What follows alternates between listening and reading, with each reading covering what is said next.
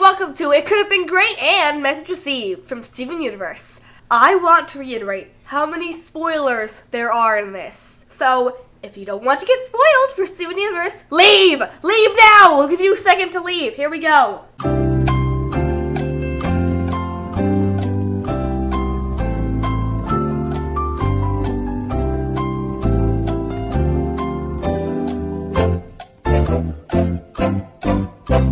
Alright, has everyone who's wanted to left? If so, roll intro!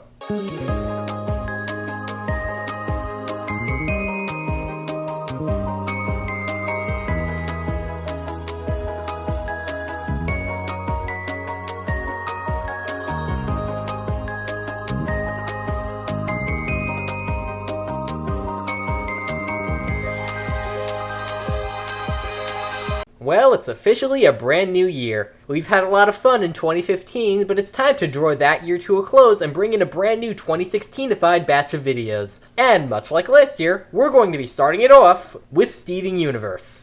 I will fight for the place where I'm free to live. So let's hop into the steaming Steven pot of spoilers! And, unlike last year, we're doing a two-parter. So if you see two episode titles in this video, it's because one directly follows up the other. Sort of like what this show has done before with Return Jailbreak and Miru Gem Ocean Gem. It's Steven's birthday week. It was aired during Steven Bomb, the week of Steven's birthday. The fourth one, as a matter of fact. And a lot of things were revealed inside of this week. But we picked these two episodes out of it because we're not reviewing all five. There's other shows, other worlds to explore. We can't stay inside of the Gemiverse. Whatever the Gemiverse is, I don't know. So, let's get this show on the road. I mean, just look at that view. It's beautiful. It's going to be blown to oblivion by the cluster if we don't get back to work! Well, it looks like Peridot is officially the successor to Squidward when it comes to seeing sunsets and imagining explosions. When Peridot starts buzzing her drill, Steven starts wondering if it's a C or a different note, and shows Peridot the music scale on his ukulele. And here is where I have a logic problem. Okay, Steven plays Do, Re, Mi, Fa, Sol, La, Si, Do once. And Peridot understands the entire scale. She's going like do, mi, so do, mi, so ti up in Steven's face, but it takes some people years to learn that. And you learned it in 5 seconds? Like, yeah, I know, you're world-conquering aliens and all, but how? Well, judging by the circumstances, this could mean either one of two things. Either, A, the writers slipped this in to imply that Peridot has an extremely high intelligence superior to that of Earth humans, or B, it was just something that slipped by without anyone actually thinking it through for the sake of making a cute scene even if it isn't realistic. Only time will tell which is actually true, but either way, I'll have you know, I called it. But anyway, we get a really cute song with Peridot singing, and I love it. Life and death and love and birth and peace and war on the planet Earth. This is a pretty cute song, and there isn't really much to say about it. Well, except for how casually Steven mentions both death and war in a song that's otherwise filled with nice happy things like peace, love, and birth. Life and death and love and birth and peace and war on the planet Earth. Is there anything that's worth It's also really catchy. love on the planet Earth?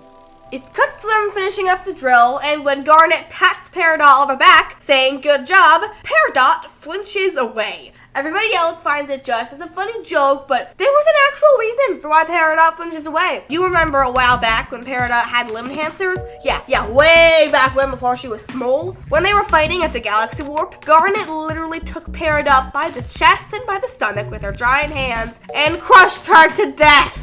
Peridot's not afraid by Garnet, not by any means, but the last time that Garnet laid a hand on her back was to literally crush her to death. So, yeah, I'd say it's a very rational fear. Now all that the gems need to do is find the exact coordinates of the location they need to drill. There's a diamond base that may hold that information. And it's on... The moon!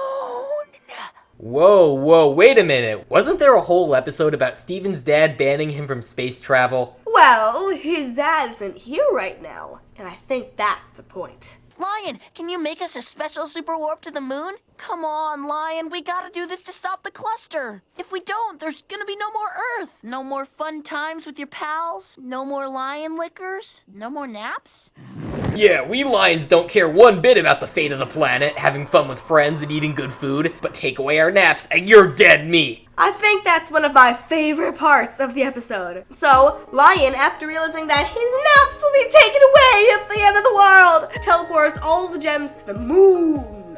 And it's got some really cool animation effects too. Peridot shows Steven some murals of the presumably evil gem overlords, the diamonds. I think that being able to see the diamonds here is actually pretty important. Not seeing yellow diamond or blue diamond, pshaw, no, it's seeing white diamond that's important when they climb the stairs. Well, yeah, that's pretty cool, but still, they're the diamonds.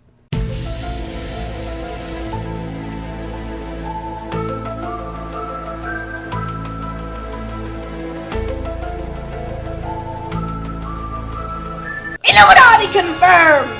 For the record, please don't hate us. We promised that when we made our screen names have diamond at the end of them, we didn't know that it would one day make it look like we were part of a conspiracy with the Homeworld Gems. I swear we're innocent. Or are we?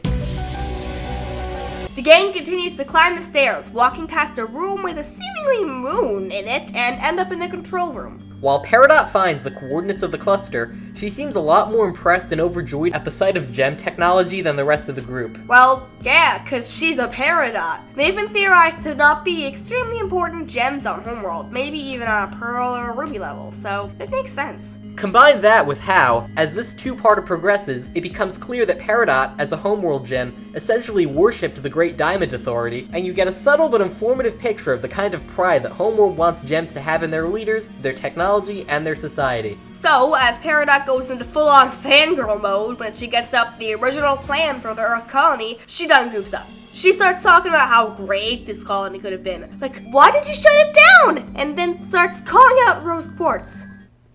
Yeah, she goofed up. And the logic she follows is actually kind of silly when you actually look at it. She talks about how there wouldn't have been a cluster in the Earth that could destroy all life if Rose Quartz hadn't stopped Homeworld from turning Earth into a gem colony, something that would also destroy all life. She's basically saying, life on Earth wouldn't be in danger right now if we just killed it already. Which actually does make a bit of sense, but she's kinda Peridot. In one of the next episodes, you can literally see her spiral into madness after she does something. This is kinda normal for her. This sequence also makes me wonder if Steven Universe isn't trying to have some sort of environmental message. The gems of Homeworld are portrayed as a species that only cares about benefiting itself, even at the expense of destroying other life around it, which isn't at all unlike how a lot of environmentalist stories portray certain humans. It's just that now, instead of just hurting the trees and wild animals, this eco-disaster is also hurting people. They said all life on Earth, and plants and animals are technically life, including humans. Either way, Peridot snatches up a prismy thing, and the first episode ends. Luckily, we can pop right into the second one! Yay! Poof. Back on Earth, Steven talks with Peridot inside a car. This scene puts a lot of emphasis on how much loyalty and admiration the Great Diamond Authority has beaten into the minds of its subjects, including Peridot. That prismy thing is a communicator that she plans to use to contact the Diamond Authority, but she can't get far before Steven snatches it from her and locks her inside the car. In the child safety lock. The world's worst enemy. Steven shows the gems the communicator, and while they're worrying, Peridot breaks out of the child safety log and takes her giant robot thing that she built a while back. Then it breaks out into an all-out fight scene with Peridot and the robot and the gems chasing her around.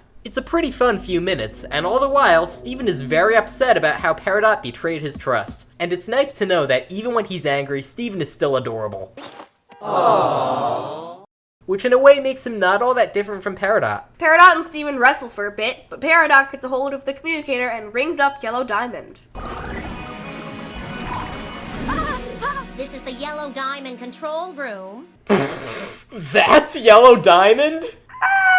Actually, that's Yellow Pearl. Or that. I'll take it from here.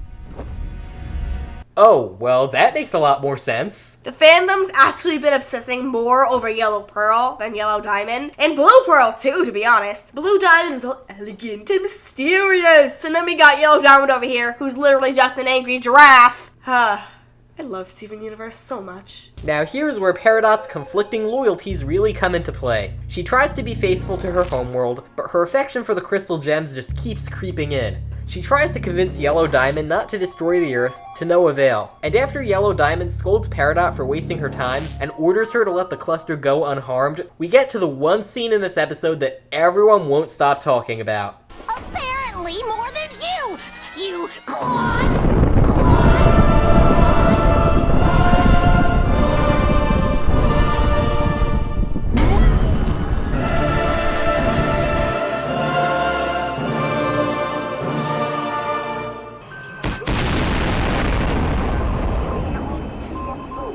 Peridot is an extremely confused little dork, but once you start hanging around the crystal gems, they rub off. Peridot hangs up on Yellow Diamond after insulting her, calling her a Claude, which also makes her have this amazing angry giraffe face on, and gives the communicator back to the gems to hold. Of course, Peridot also basically just handed them a ticking time bomb, saying, "Here, why don't you just hold this bomb thingy I got? I promise it won't do anything bad." And the episode ends with Steven and the Gems celebrating Peridot being the newest addition to the Crystal Gems. Yay! Well, that was fun. It's nice to finally see Peridot get completely redeemed, and I'm glad they handled it so well. This episode reveals quite a bit about Homeworld, and every new thing we learn about it relates directly to Peridot and her conflicting loyalties. But even with the deeper character stuff going on, the episode still kept a sense of fun and energy throughout, with some decent jokes scattered through to keep the mood from getting too heavy for too long. I'd give this a 4.3 out of 5. It's a perfectly satisfying way to end off the first half of Season 2 Universe Steven Universe Season 2. I would give this a 4.7 out of 5. We got to see a lot more of Peridot and Homeworld, some more gem tech, and a bit more about the past. They were all very informative, yet still intriguing and cute. Definitely some of my favorite episodes happened in this Steven Bomb. So, thank you one and all for watching, and we hope to see you in the next one. Bye-bye!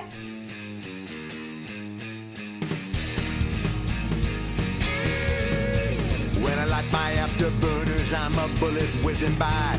I'm 0 to 60 light years in the blink of an alien eye. I'm in a shaking, baking, staking, smoking like the vertical climb. If I was going any faster, I'd be going back in time. Leaving nothing but a vapor trace. You Claude!